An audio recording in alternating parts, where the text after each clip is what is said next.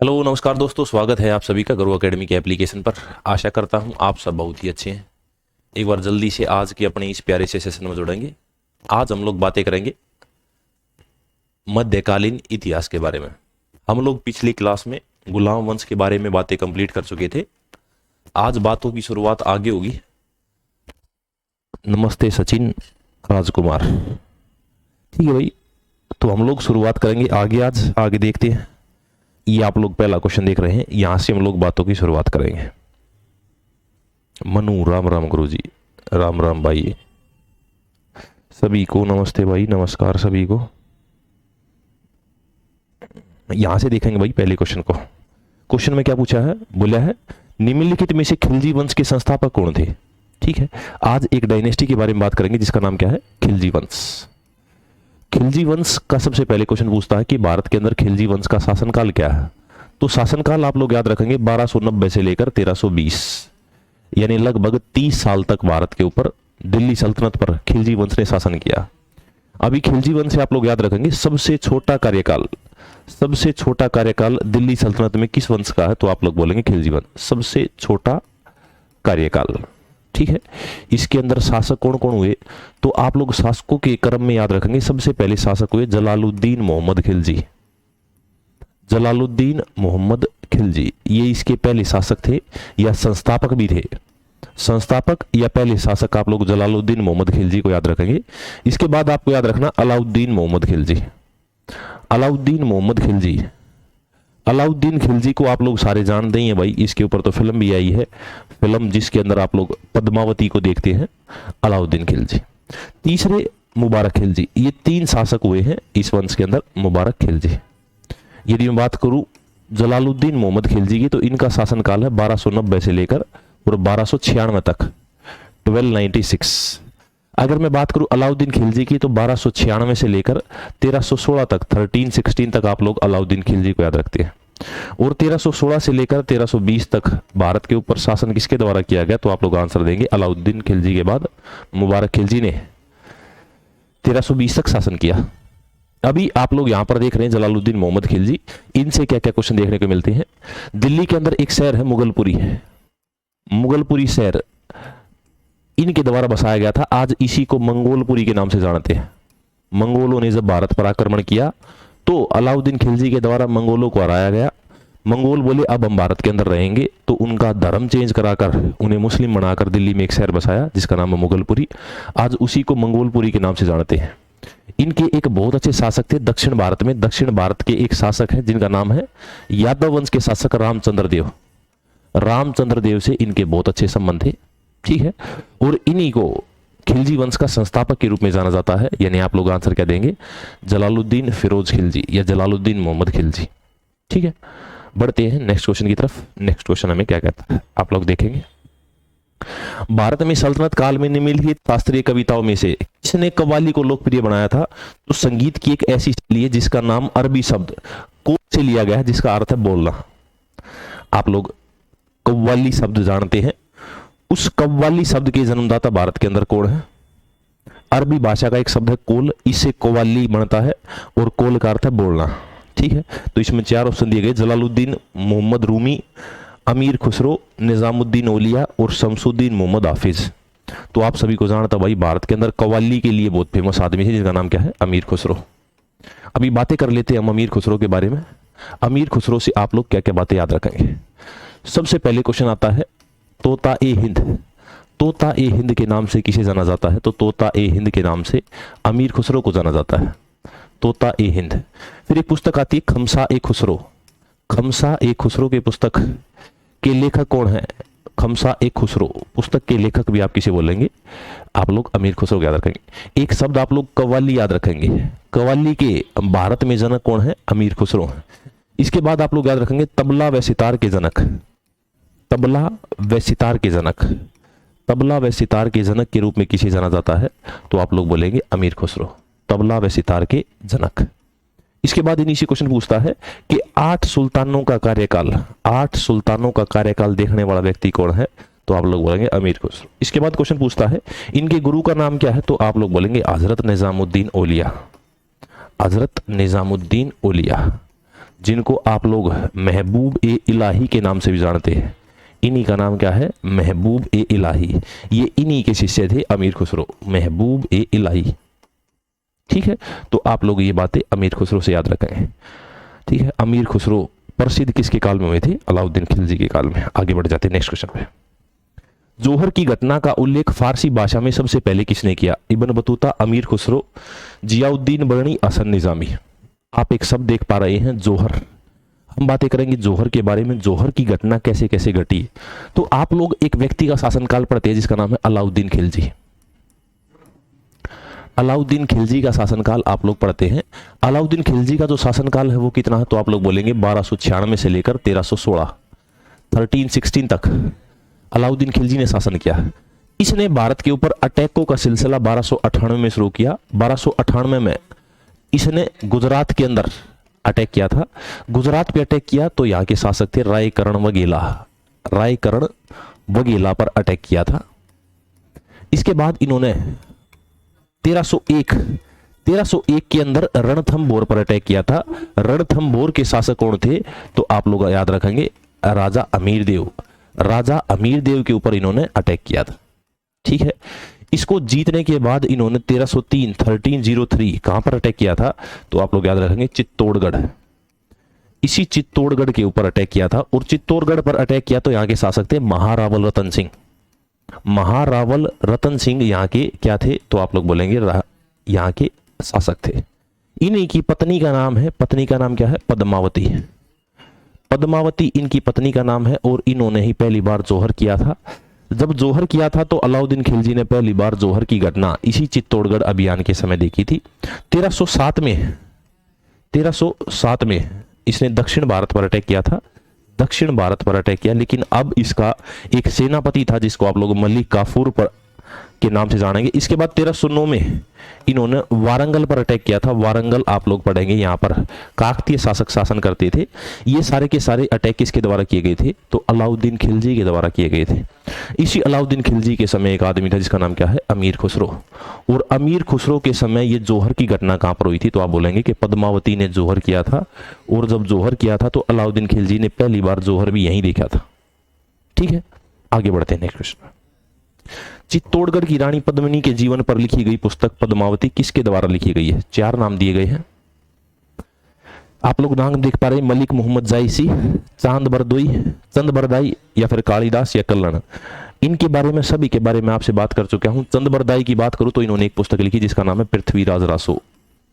पृथ्वीराज रासो पुस्तक किसके द्वारा लिखी गई है, तो आप बोलेंगे चंद बरदाई के द्वारा लिखी गई है। अगर मैं कालिदास की बात करूं तो आप लोग एक पुस्तक जरूर याद रखेंगे, मेघदूतम, ये कालिदास के द्वारा लिखी गई है। अगर मैं कल्लण की बात करूं तो इन्होंने राज तरंगिणी पुस्तक लिखी है, राज तरंगिणी पुस्तक, जिसके अंदर जम्मू कश्मीर के राजाओं का इतिहास है। और एक आदमी आप लोग देख रहे हैं मलिक मोहम्मद जायसी। इसी मलिक मोहम्मद जायसी के द्वारा 1540 में किताब लिखी गई जिसका नाम क्या है, पद्मावती।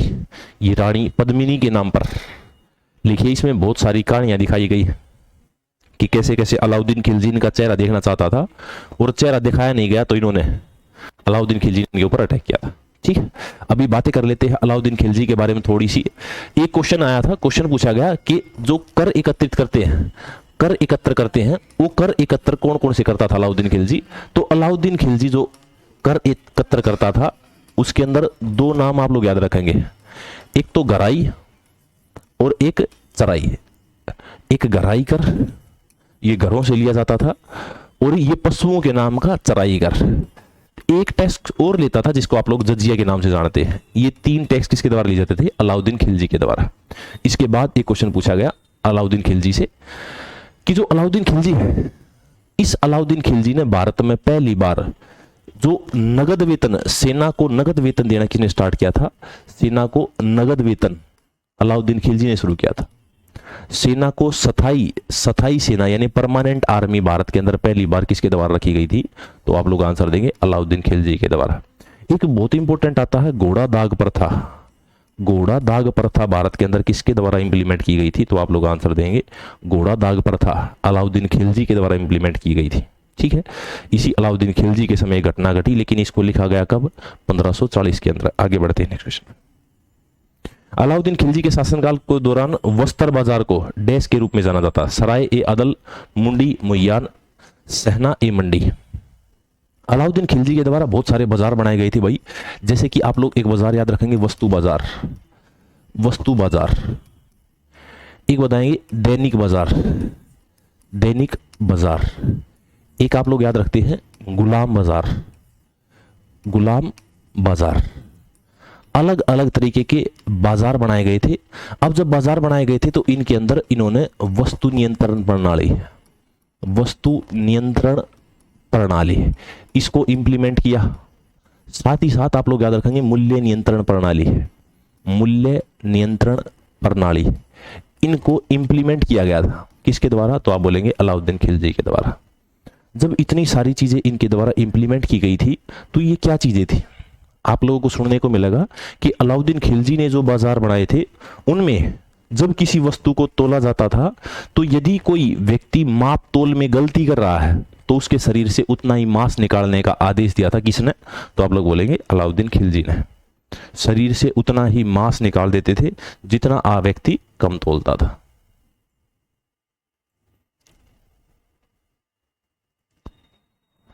जम्मू कश्मीर के दादा, बिल्कुल भाई, बहुत अच्छे।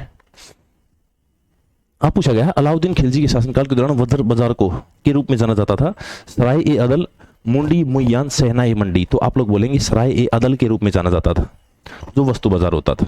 ठीक है, अभी इसके बारे में थोड़ी बहुत बातें और कर लेते हैं। अलाउद्दीन खिलजी के द्वारा बहुत सारी इमारतें बनवाई गई थी, जैसे जैसे आप लोग एक याद रखेंगे अलाई दरवाजा। अलाई दरवाजा किसके द्वारा बनवाया गया था? तो आप बोलेंगे अलाउद्दीन खिलजी के द्वारा। एक बोलेंगे हजार खंबा महल, हजार खंबा महल ये किसके द्वारा बनाया गया था? तो आप लोग बोलेंगे अलाउद्दीन खिलजी के द्वारा। एक याद रखेंगे हौज खास, हौज खास किसके द्वारा बनवाया गया? तो आप लोग अलाउद्दीन खिलजी के नाम याद रखें। एक याद रखेंगे अलाई मीनार, अलाई मीनार किसके द्वारा बनवाई गई? तो आप लोग बोलेंगे अलाउद्दीन खिलजी। एक याद रखेंगे जमात खाना मस्जिद, जमात खाना मस्जिद इसका निर्माण भी किसने कराया था? तो आप बोलेंगे अलाउद्दीन खिलजी। ये इमारतें हैं जो अलाउद्दीन खिलजी के द्वारा बनवाई गई। अलाई दरवाजा, अलाई मीनार, हौज खास, जमात खाना मस्जिद और हजार खंबा महल, ये सारी इमारतें अलाउद्दीन खिलजी के द्वारा बनवाई गई थी। और इसी के टाइम पर एक सराय ए अदल नाम से वस्त्र बाजार भी था। आगे बढ़ते हैं। दक्षिण भारत में सैन्य अभियान शुरू करने वाला दिल्ली सल्तनत का पहला सुल्तान कौन था? गयासुद्दीन, अलाउद्दीन, मोहम्मद, शमसुद्दीन, इल्तुतमिश। महर्षि वाल्मीकि का, रामायण की रचयिता है महर्षि वाल्मीकि। आप लोग क्वेश्चन का आंसर देंगे। दक्षिण भारत में सैन्य अभियान शुरू करने वाला दिल्ली सल्तनत का पहला सुल्तान, गयासुद्दीन बलबन, अलाउद्दीन खिलजी, मोहम्मद तुगलक या फिर शमसुद्दीन इल्तुतमिश। अभी इसमें आप लोग आंसर लगाएंगे अलाउद्दीन खिलजी। ठीक है, अलाउद्दीन खिलजी आप लोग आंसर लगाएंगे। लेकिन एक्चुअल में दक्षिण भारत पर सैन्य अभियान किया किसके द्वारा किया था? तो आप लोग नाम याद रखेंगे मलिक काफूर। एक व्यक्ति का नाम क्या है? मलिक काफूर। ये क्या है? अलाउद्दीन खिलजी का गुलाम। जब ये अलाउद्दीन खिलजी का गुलाम है तो इसके बारे में आप लोग याद रखेंगे, इसी को हजार दिनारी के नाम से जाना जाता था, हजार दिनारी के नाम से। हजार दिनार में इसको खरीदा गया था, इसीलिए इसका नाम हजार दिनार रखा था। इसी मलिक काफूर ने दक्षिण भारत पर अटैक किया था। और दक्षिण भारत पर अटैक किया तो इसने क्वेश्चन आता है मुदर्रे तक, मुदर्रे तक सफलतापूर्वक विजय प्राप्त करने वाला व्यक्ति कौन है? तो आप लोग बोलेंगे मलिक काफूर। इस मलिक काफूर ने जब विजय प्राप्त की तो ये वापस दिल्ली आया और दिल्ली आकर इसने बताया अलाउद्दीन खिलजी को कि सर वहां पर तो जमीन खत्म होगी, क्योंकि आप लोग देखेंगे साउदर्न इंडिया कुछ कुछ ऐसा है। और जब इसने दक्षिण भारत को जीता तो यहां पहुंच गया। यहां पहुंचने के बाद यहां पर सारे पर पानी था। ये अलाउद्दीन खिलजी के पास वापस गया और उसने अलाउद्दीन को दूसरा सिकंदर बोल दिया और साथ ही साथ एक उपाधि के साथ नवाजा गया, सिकंदर-ए-सानी। अलाउद्दीन खिलजी को सिकंदर-ए-सानी की उपाधि भी इसी के द्वारा दी गई, सिकंदर-ए-सानी। ठीक है, आप लोग इसे भी याद रखेंगे। बढ़ते हैं नेक्स्ट क्वेश्चन पे। अलाउद्दीन खिलजी ने डैश के लिए सीरी नामक एक नए गैरीसन छावनी शहर का निर्माण किया। मैंने अभी आपको बहुत सारी इमारतें बताई थी, आप लोग एक इमारत का नाम और याद रखेंगे, सीरी। सर वीडियो बहुत रुक रुक के चल रही है, 1 सेकंड का समय देना।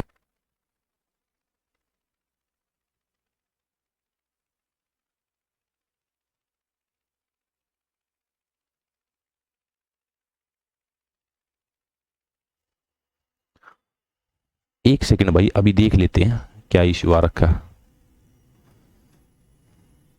तब तक आप क्वेश्चन पाइए। अलाउद्दीन खिलजी ने डैश के लिए सीरी नामक एक नए गैरिसन शहर का निर्माण किया, अपने प्रशासन के लिए, अपने व्यापारियों के लिए, अपने सैनिकों के लिए, दोआब किसानों के लिए। बहुत अच्छा क्वेश्चन है भाई, आप लोग आंसर देंगे, इसके बाद मैं आपको बताता हूं। ठीक है, तो आप लोग याद रखेंगे अपने सैनिकों के लिए एक सीरी नामक फोर्ट का निर्माण किसने कराया था? तो अलाउद्दीन खिलजी ने। इस अलाउद्दीन खिलजी के बाद इसके बेटे बैठे जिसका नाम क्या है? मुबारक शाह खिलजी है, या मुबारक खिलजी। मुबारक खिलजी का जो शासनकाल है वो क्या है? तो मुबारक खिलजी का शासनकाल आप लोग 1316 से 1320 तक याद रखते हैं। इस मुबारक खिलजी के समय आप लोग याद रखेंगे ये अपने आप को खलीफा की उपाधि से नवाज रहा था कि भाई मैं इस्लाम जगत का खलीफा हूं। ये नगन अवस्था में दरबार में दौड़ता था, नगन अवस्था में। इसके साथ याद रखेंगे ये जो मुबारक खिलजी है ये कभी कभी महिलाओं के वस्त्र पहनकर दरबार में दौड़ता था। महिलाओं के वस्त्र पहनता था कौन? तो आप लोग बोलेंगे अलाउद्दीन खिलजी का बेटा मुबारक खिलजी। अब इसी मुबारक खिलजी की हत्या कर दी एक व्यक्ति ने जिसका नाम क्या है? खुसरो शाह। खुसरो शाह ने इसकी हत्या कर दी, और खुसरो शाह ने जब हत्या की तो खुसरो शाह दिल्ली के सुल्तान बने। इसने क्या किया? इसने 5 लाख चांदी के सिक्के, 5 लाख चांदी के सिक्के हजरत निजामुद्दीन औलिया को भेंट स्वरूप दे दिए। और ये एक कन्वर्टेड मुस्लिम था, कन्वर्टेड मुस्लिम था, तो इसी कारण इसका विरोध किया गया बहुत सारे आदमियों के द्वारा। फिर एक आदमी आया जिसको आप लोग गाजी मलिक के नाम से जानते हैं। इस गाजी मलिक ने जनता को बोला कि भाई इस्लाम खतरे में है और ये व्यक्ति इस्लाम धर्म को खत्म कर देगा। इसी गाजी मलिक के द्वारा इसकी हत्या करवा दी गई। जब हत्या करवाई तो इस गाजी मलिक ने एक नए डायनेस्टी की स्थापना की जिसको आप लोग किस नाम से पढ़ेंगे? तो उसी को आप लोग तुगलक वंश के नाम से पढ़ेंगे। क्वेश्चन आया तुगलक वंश का शासनकाल कितने समय का था? अभी बातें कर लेते हैं तुगलक वंश के बारे में। जब आप लोग लिखेंगे तुगलक वंश,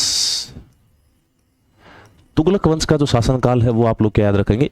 तो आप लोग बोलेंगे कि ये 1320 से लेकर 1414 तक है। अभी 1320 से 1414 तक है, तो सबसे इंपॉर्टेंट बात आपको जो याद रखनी है वो क्या है? तो वो ये बात है कि सबसे लंबा कार्यकाल, सबसे लंबा कार्यकाल, सबसे लंबा कार्यकाल किस वंश का है, या मतलब सबसे लंबा शासनकाल किस वंश का? तो आप लोग बोलेंगे तुगलक वंश का। ठीक है, अभी तुगलक वंश के बारे में और क्या क्या बात याद रखेंगे आप लोग? इसके अंदर बहुत सारे शासकों ने शासन किया, तो मैं एक बार नाम लिख देता हूं। सबसे पहले आप लोग याद रखेंगे गयासुद्दीन तुगलक। सबसे पहला नाम क्या याद रखेंगे? गयासुद्दीन तुगलक। इसके बाद आप लोग याद रखेंगे मोहम्मद बिन तुगलक, मोहम्मद बिन तुगलक। इसी के बाद आप लोग किसी और याद रखेंगे? इसके बाद आप लोग याद रखेंगे फिरोज शाह तुगलक, फिरोज शाह तुगलक। इसको आप लोग आगे चल के पढ़ेंगे अकबर ऑफ सल्तनत पीरियड, सल्तनत काल का अकबर। इसी फिरोज शाह तुगलक के बाद जो अगले शासक बने उनको किस नाम से जानते हैं आप लोग? इसके बाद आप लोग बोलेंगे तुगलक शाह, तुगलक शाह। इसके बाद कौन बैठे? तो इसके बाद बोलेंगे अबू बकर शाह, अबू बकर शाह। इसके बाद कौन बैठे? तो इसके बाद बैठे मोहम्मद शाह, मोहम्मद शाह। इसके बाद बोलेंगे इसके बाद कौन बैठे? तो इसके बाद आप लोग याद रखेंगे मोहम्मद शाह के बाद हुमायूं शाह, हुमायूं शाह इसके बाद बैठे थे। और इसके बाद कौन बैठे थे? तो इसके बाद बैठे थे नसीरुद्दीन महमूद, नसीरुद्दीन महमूद शाह तुगलक। इसी के समय भारत के अंदर एक अटैक हुआ था, तैमूर का अटैक। नसीरुद्दीन महमूद शाह ये तुगलक वंश के शासक हैं। यदि मैं इनका शासनकाल आपसे बताऊं तो आप लोग याद रखेंगे 1320 से 1325 भारत के ऊपर किसके द्वारा शासन किया गया? तो आप बोलेंगे गयासुद्दीन तुगलक के द्वारा। अगर मैं इसके बारे में बताऊं तो 1325 से लेकर 1351 तक भारत के ऊपर किसने शासन किया? तो मोहम्मद शाह ने। इसके बाद अगर फिरोज शाह तुगलक की बात करूं तो 1351 से लेकर 1388 तक भारत के ऊपर किसने शासन किया? तो आप बोलेंगे फिरोज शाह तुगलक ने। इसके बाद 1388 से लेकर 1389 तक यदि मैं आपसे बोलूं किसने शासन किया तो आप बोलेंगे तुगलक शाह ने। इसके बाद अगर मैं 1389 से 1390 तक बताऊं तो आप लोग बोलेंगे कि भाई अबू बकर शाह ने शासन किया था। इसके बाद 1390 से लेकर 1394 तक भारत के ऊपर किसने शासन किया था, तो आप बोलेंगे मोहम्मद शाह ने किया था। इसके बाद 1394 में ही किसकी मृत्यु हो गई थी, हुमायूं शाह की। इसके बाद 1394 से 1414 तक भारत के ऊपर किसने शासन किया था, तो आप बोलेंगे कि नसीरुद्दीन महमूद ने शासन किया था। ये तुगलक वंश के अंदर शासन करने वाले सारे के सारे शासक हैं। अभी जब आप लोग देखेंगे ये तीन ही शासक काम किए, इसके अलावा ये सारे के शासक बेफिजूल के हैं, ये बिल्कुल नाकारा शासक थे, इनके द्वारा कुछ भी नहीं किया गया, केवल ऊपर वाले तीन ही हमारे काम किए और इन्हीं की हम लोग बात करेंगे। निम्न में से किसने तुगलकाबाद शहर की स्थापना की थी, बहुत प्यारा क्वेश्चन है। अलाउद्दीन खिलजी या गियासुद्दीन तुगलक, फिरोज शाह तुगलक, मोहम्मद बिन तुगलक। मैंने अभी आपको बताया कि पहले शासक का नाम क्या है, गियासुद्दीन तुगलक। इसी गियासुद्दीन तुगलक के द्वारा तुगलकाबाद शहर की स्थापना की गई।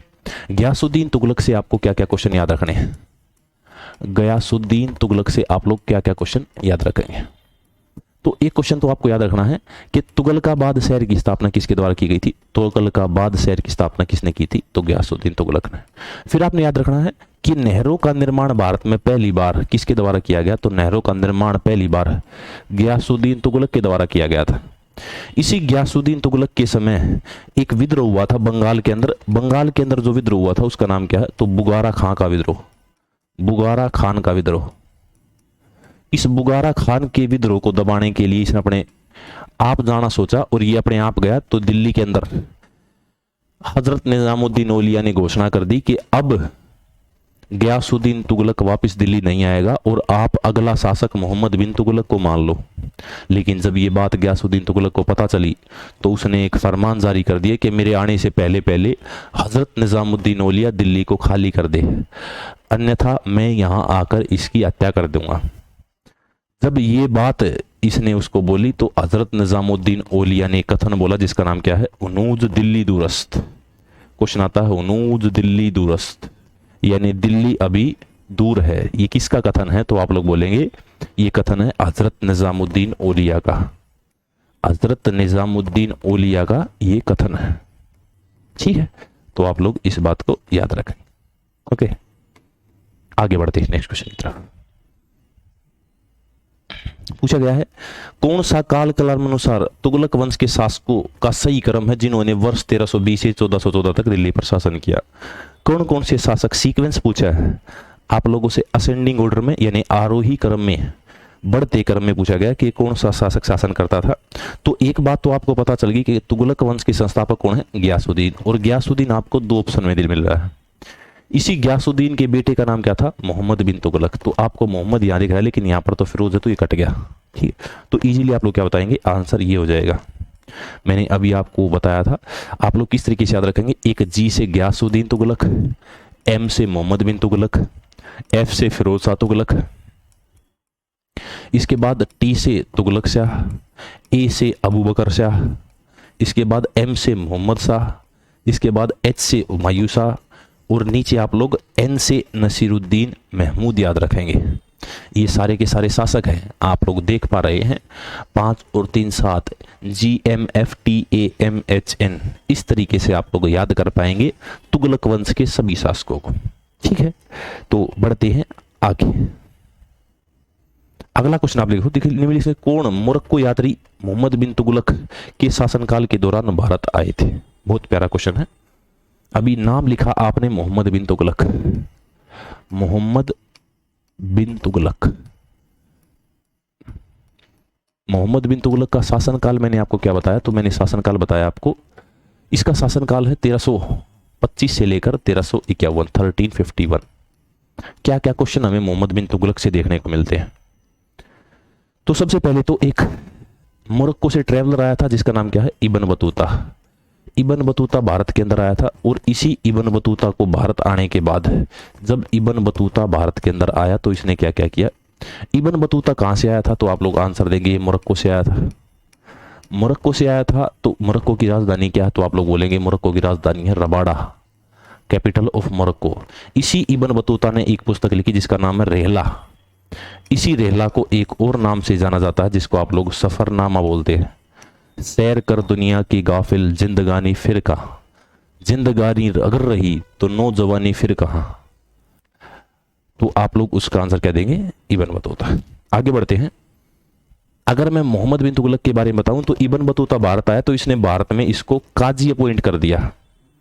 जब काजी अपॉइंट किया तो इस काजी का अर्थ क्या है, तो आप लोग बोलेंगे इसका अर्थ है धार्मिक न्यायाधीश। धार्मिक न्यायाधीश काजी का अर्थ, ठीक है। आप इसके बारे में ये बात याद रखेंगे। ये भारत के अंदर कब आया था, 1333 में आया था, और इसे 8 साल तक भारत का काजी अपॉइंट किया था किसने, मोहम्मद बिन तुगलक ने। ओके, बढ़ते हैं नेक्स्ट क्वेश्चन पे। कि सुल्तान ने कृषि की देखभाल के लिए एक अलग विभाग दीवान ए अमीर कोही की स्थापना की। बहुत बार ये क्वेश्चन पूछा गया है, दीवान ए कोही की स्थापना किसके द्वारा की गई है। 4 ऑप्शन है, खिजर खान, मोहम्मद बिन तुगलक, तुगरिल बेग, जलालुद्दीन खिलजी। तो आप लोग दोबारा से यहाँ किसका नाम देंगे, मोहम्मद बिन तुगलक। मोहम्मद बिन तुगलक, या आप इसको MBT के नाम से भी जान सकते हैं। क्वेश्चन क्या क्या पूछे जाते हैं, एक तो ये सबसे पढ़ा लिखा सुल्तान, दिल्ली सल्तनत का सबसे पढ़ा लिखा, सबसे ज्यादा पढ़ा लिखा सुल्तान, सबसे ज्यादा पढ़ा लिखा सुल्तान कौन था, तो आप लोग बोलेंगे मोहम्मद बिन तुगलक। एक क्वेश्चन आता है पागल सुल्तान, इनसेन सुल्तान के नाम से भी किसी जाना जाता, तो आप लोग आंसर देंगे सर फर्स्ट क्लास नहीं मिल रही। अविनाश, आप अकेडमी के नंबर पर कांटेक्ट कर लीजिए इन कमेंट्स के लिए, वो डल जाएगी, ठीक है।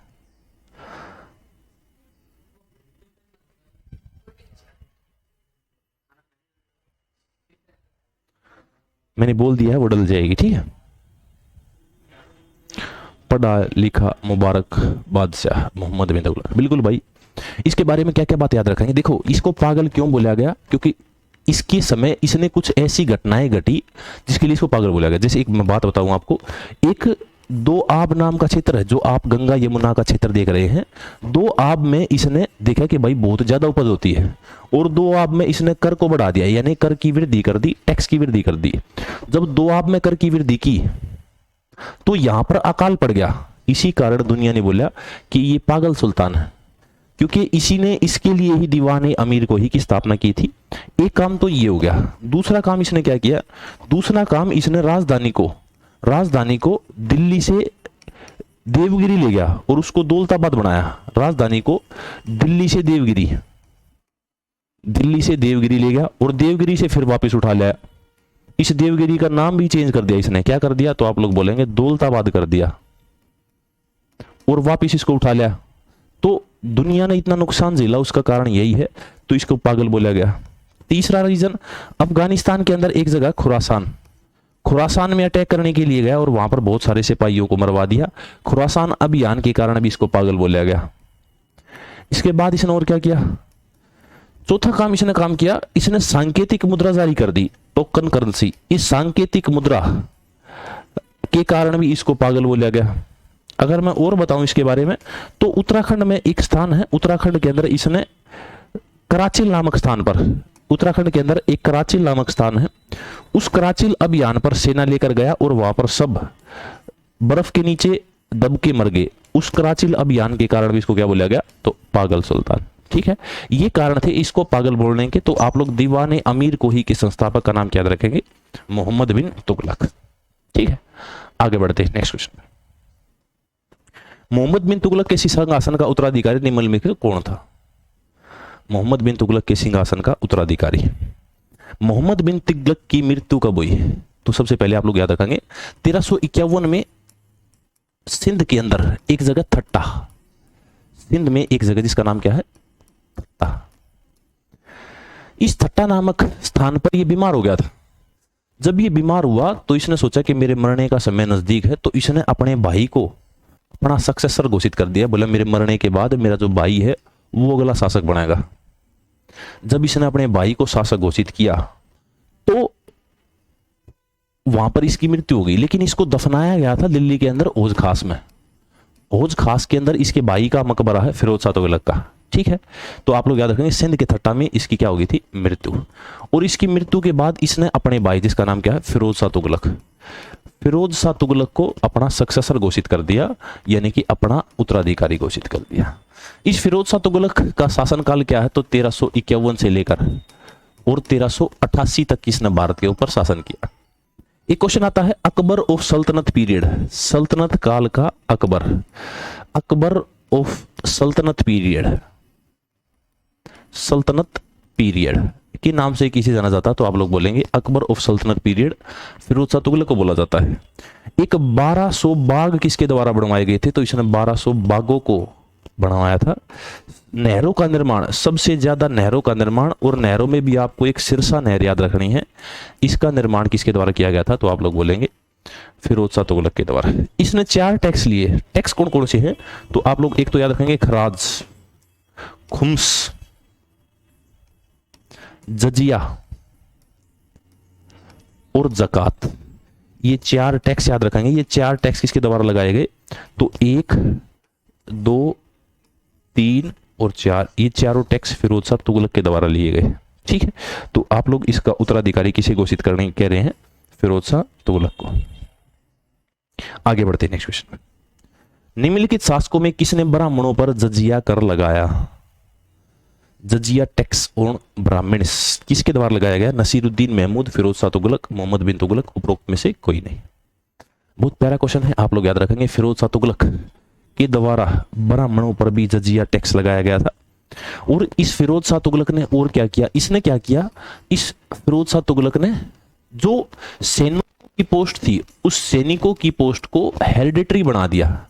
सैनिकों को वंशानुगत यानी कि हेरिडिटरी बना दिया कि ये पोस्ट इसके बेटे को अनुवांशिक रूप से एलिजिबल बोल दिया। जैसे आज आप लोग देखेंगे कि यदि किसी को सेना में भर्ती होना है, 4 टैक्स किससे रिलेटेड थे?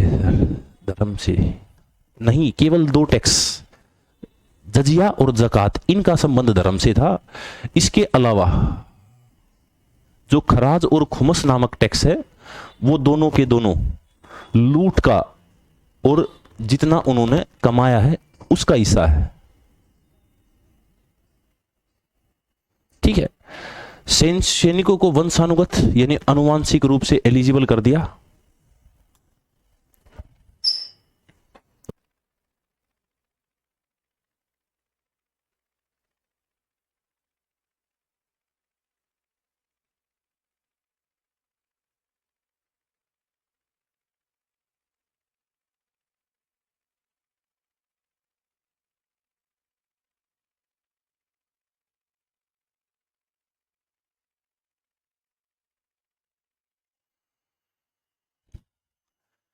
सैनिकों को वंशानुगत बनाया भाई किसने? फिरोज शाह तुगलक ने। इसी फिरोज शाह तुगलक के द्वारा और क्या किया गया? तो आप लोग याद रखेंगे इसके द्वारा बहुत सारे शहर बसाए गए। जैसे आप लोग एक शहर याद रखेंगे, शहर का नाम याद रखेंगे जौनपुर। जौनपुर शहर की स्थापना किसके द्वारा की गई? फिरोज शाह तुगलक की। दूसरा याद रखेंगे फतेहाबाद।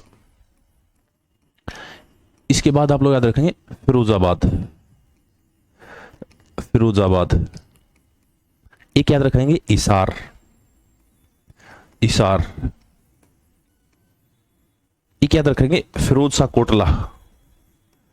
फिरोज शाह कोटला। और एक याद रखेंगे फिरोजपुर। फिरोजपुर। ये शहर किसके द्वारा बसाए गए थे? तो आप लोग बोलेंगे फिरोज शाह तुगलक के द्वारा।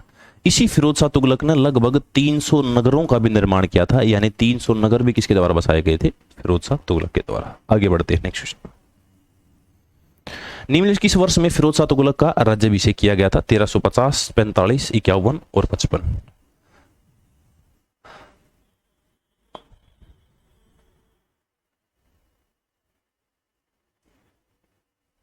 बोल दिया मैंने सचिन, वो भी चेक कर रहे हैं। इसे पूछा गया है फिरोज शाह तुगलक का राज्याभिषेक किया गया था, तो आप लोग आंसर क्या देंगे? तो आप लोग आंसर देंगे 1351। 1351 में फिरोज शाह तुगलक का राज्याभिषेक हुआ। जब फिरोज शाह तुगलक का राज्याभिषेक हुआ तो इसके बारे में कुछ बातें और याद रखेंगे। एक साल है 1369। एक इमारत पड़ी आप लोगों ने कुतुब मीनार। कुतुब मीनार के बारे में मैंने आपको क्या क्या बताया कि कुतुब मीनार का जो निर्माण है वो एक तो इल्तुतमिश ने कराया। इससे पहले कुतुबुद्दीन ऐबक ने कराया। कुतुबुद्दीन ऐबक, इसके द्वारा कराया गया। इसके बाद फिरोज शाह तुगलक, फिरोज शाह तुगलक के द्वारा कराया गया। और इसके बाद मैं एक आदमी के बारे में आपको बताऊंगा जिसका नाम क्या है, सिकंदर लोदी।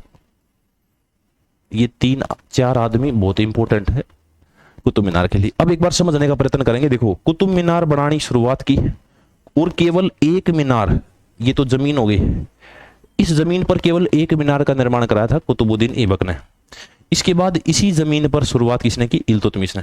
इल्तुतमिश ने क्या किया, 1 इमारत, 2 इमारत, 3 इमारत और 4 इमारत, इस तरीके से कुतुब मीनार का निर्माण कराया है।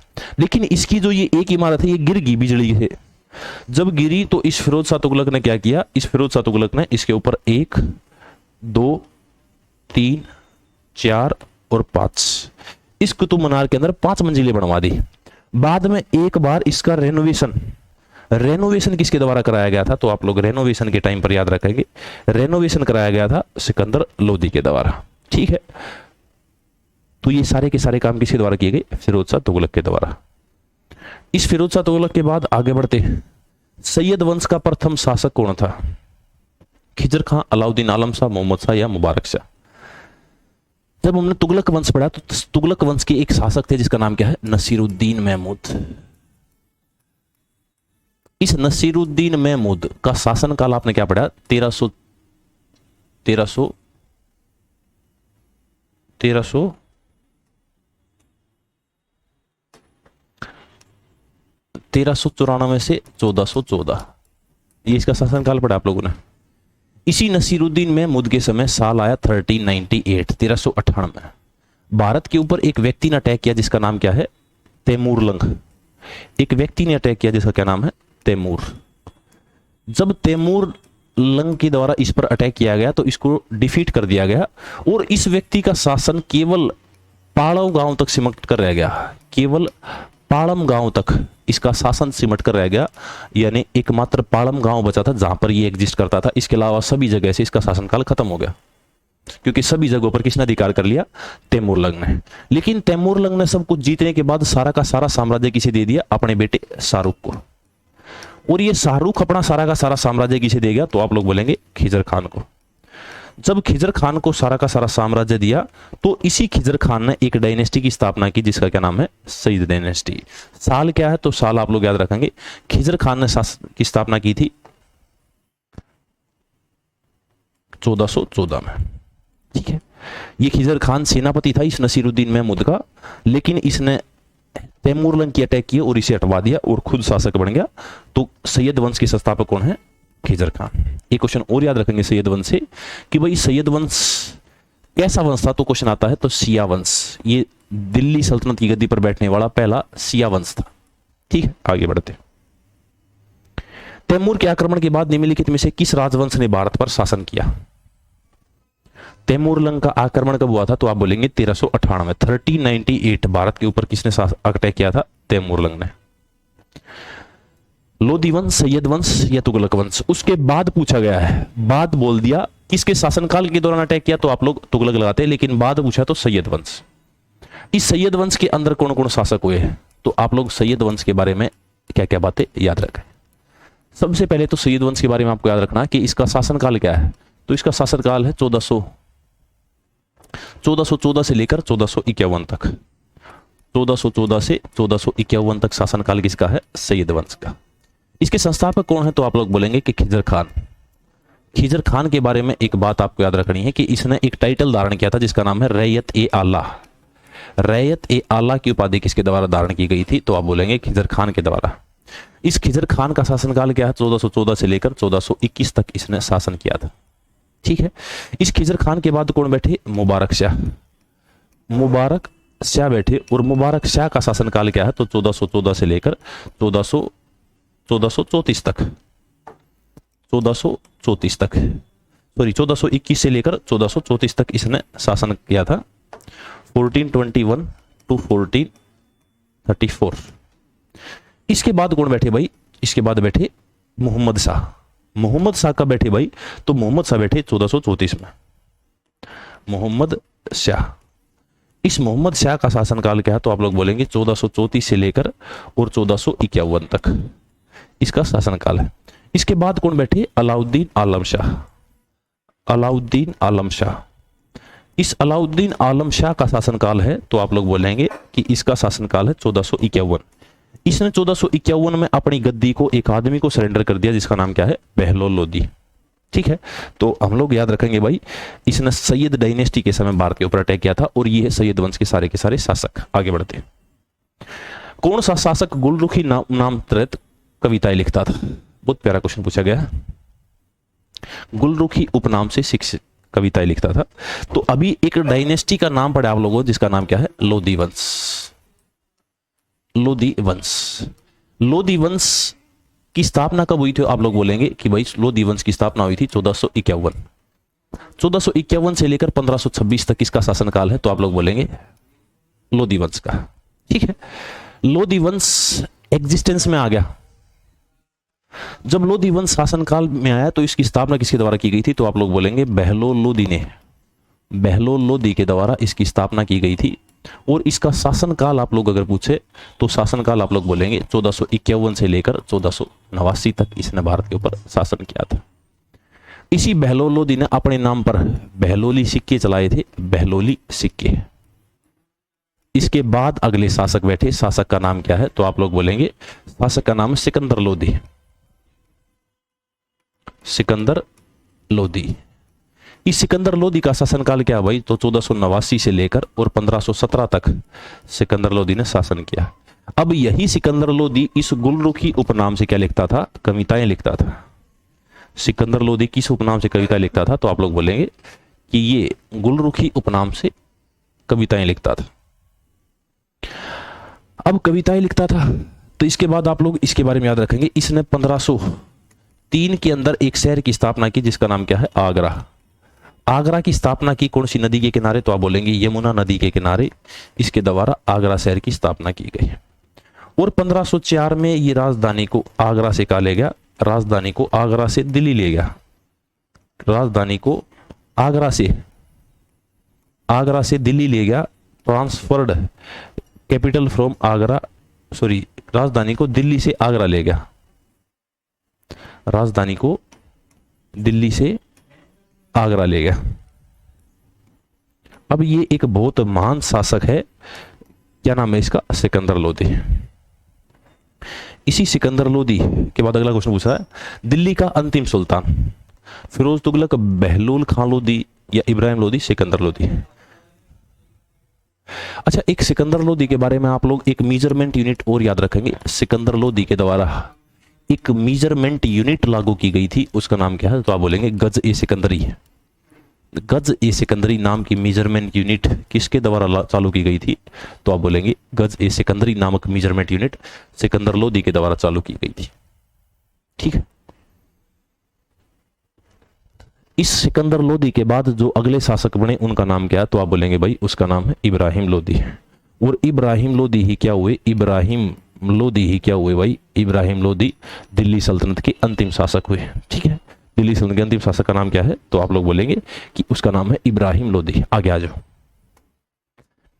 लोदी वंश का अंतिम सुल्तान कौन था? अगर मैं लोदी वंश की बात करूं, दिल्ली सल्तनत की बात करूं, या फिर आपसे बोलूं दिल्ली सल्तनत का अंतिम शासक, दिल्ली सल्तनत बोलो या फिर बोलो लोदी वंश, इसका अंतिम शासक आप आंसर लगाएंगे क्या? इब्राहिम लोदी। अब इब्राहिम लोदी के समय क्या क्या हुआ भाई? इब्राहिम लोदी के बारे में सबसे पहली बात आप लोग क्या याद रखेंगे? इब्राहिम लोदी से याद रखेंगे कि इसका जो शासनकाल है वो क्या है? तो इसका शासनकाल है 1517 से लेकर 1517 से लेकर और 1526 तक इसका शासनकाल। इस इब्राहिम लोदी ने गद्दी पर बैठने के तुरंत बाद यानी कि 1517 में एक बैटल लड़ा जिसको आप लोग खतौली का युद्ध बोलते हैं या खतौली का युद्ध बोलते हैं। ये खतौली का युद्ध किस किस के बीच में हुआ था? तो आप बोलेंगे दो व्यक्तियों के बीच में। एक तरफ थे राणा सांगा। राणा सांगा के बारे में मैं आपको पढ़ा चुका हूं जब मैंने आपको सिसोदिया डायनेस्टी बताई थी, तो उस समय अंतिम शासक राणा सांगा। और एक तरफ कौन थे? इब्राहिम लोदी। इस युद्ध में क्या हुआ था भाई? इस युद्ध में जो इब्राहिम लोदी है वो हार गया था और जीत कौन गया था? राणा सांगा। इसके बाद भारत के ऊपर एक व्यक्ति ने अटैक किया जिसका नाम क्या है? बाबर। कब? 1526। 21 अप्रैल 1526 को एक युद्ध लड़ा गया भारत के अंदर जिसका नाम क्या है? पानीपत का प्रथम युद्ध। First battle of Panipat, Panipat का प्रथम युद्ध। इसमें दो सेनाएं आमने सामने थी भाई, एक सेना जिसका नाम क्या है बब्बर, और एक सेना जिसका नाम क्या है इब्राहिम लोदी। इस युद्ध में क्या हुआ भाई, इस युद्ध में इब्राहिम लोदी था वो मारा गया, ये हार गया और मारा गया, और बाबर जीत गया। एक क्वेश्चन आता है, दिल्ली सल्तनत का अंतिम शासक इब्राहिम लोदी, युद्ध सतल में मारा गया दिल्ली सल्तनत का एकमात्र सुल्तान, तो आप लोग इब्राहिम लोदी का आंसर देंगे। तो वही ये है आज के हमारे क्वेश्चंस, ठीक है, और ये टॉपिक था दिल्ली सल्तनत। और बातें हम लोग करेंगे नेक्स्ट क्लास के अंदर। आज आपसे यहीं पर विदा लेंगे। यदि अब किसी बच्चे का कोई कमेंट है तो आप डाल दीजिए। हाँ भाई सचिन, भूमि को नापने के लिए सिकंदर लोदी ने गज ए सिकंदरी की शुरुआत की थी। तोप के बारे में हम लोग कल पढ़ेंगे, बाबर के बारे में पढ़ेंगे तब। आज की क्लास यहीं तक थी। यदि किसी बच्चे का कोई डाउट है तो आप लोग डाउट बता दीजिए, उसके बाद मैं इस क्लास को समाप्त करने का काम करूंगा।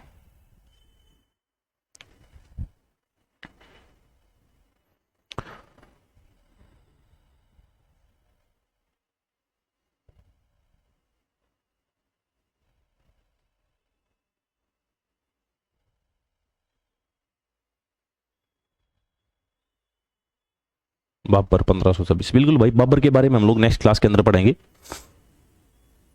यहां तक मैंने जो आपको दिल्ली सल्तनत पढ़ाया है, इसमें किसी बच्चे को कोई यदि डाउट है तो वो बता दीजिए मेरे को।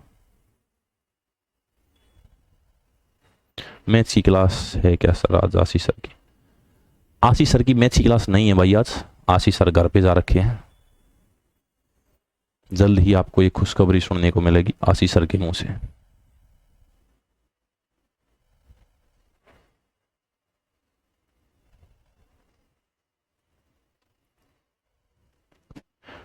ठीक है भाई, तो हम लोग यहीं पर अपनी क्लास को विराम करते हैं, और बातें हम लोग करेंगे नेक्स्ट क्लास के अंदर। धन्यवाद, thank you, tata, bye bye.